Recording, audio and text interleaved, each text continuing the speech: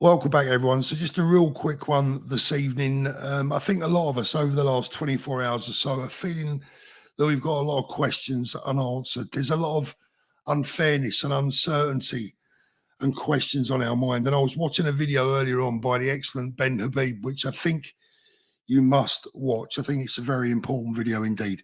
That's coming up right now.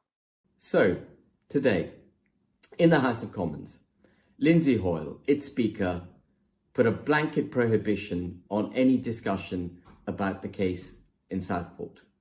He did so, he says, because there's now a legal case unfolding in the courts against this so-called Welshman under Biological Weapons Act and anti-terror legislation, and he wouldn't wish to compromise that process.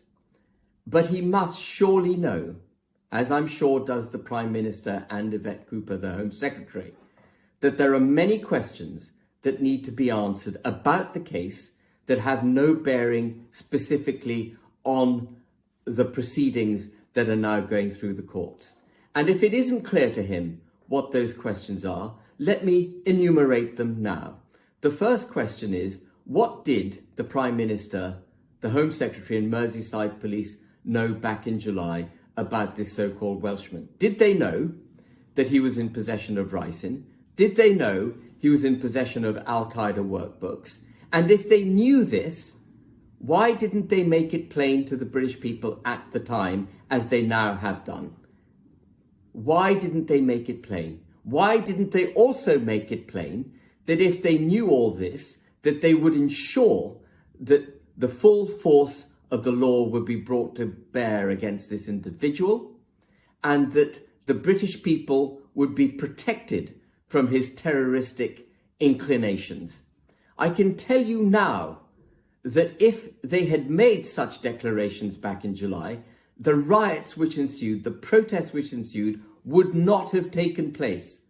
The British people would have felt the protective blanket of the government and of the authorities around them, and they would have allowed due process to take place. But the British people could sense back in July that things weren't right, that they weren't being given the full picture. And a lot of what Yvette Cooper at the time described as misinformation would now appear to be bang on the money.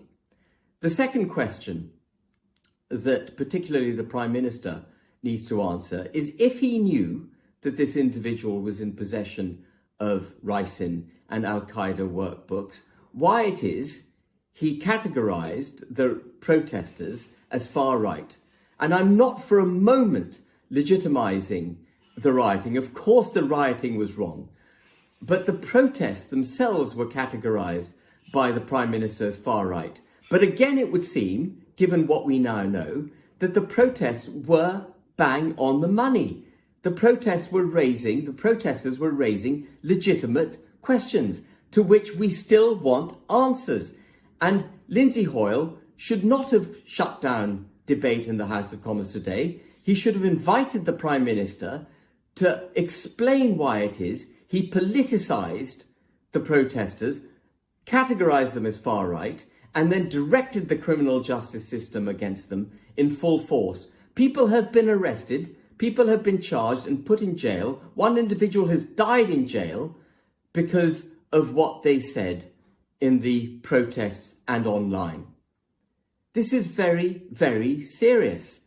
It is not just that questions shouldn't be asked, it is that questions must be asked of the Prime Minister, the Home Secretary, Merseyside Police, and now I'm afraid about the Speaker of the House of Commons himself. We must ask these questions, and these questions must be answered. The British people need to feel the protective blanket of the state. It is not the Prime Minister and Yvette Cooper and the Merseyside Police that need the protective blanket of Lindsay Hoyle. It is us, the British people, that need to be protected. And unless that protective blanket is felt, unless we, the British people, feel that the authorities and the Prime Minister and the Home Secretary are being honest with us, the seeds of discontent will be further sown, and they will reap the ill winds of those seeds that they are allowing to be sown if they don't nip this problem in the bud. So what I say to Lindsay Hoyle, the Prime Minister, and Yvette Cooper and Merseyside Police is, for goodness sake, come clean with the British people. What did you know? Why didn't you put a protective blanket around the British people? Why is a protective blanket being put around the Prime Minister, Yvette Cooper and Merseyside Police?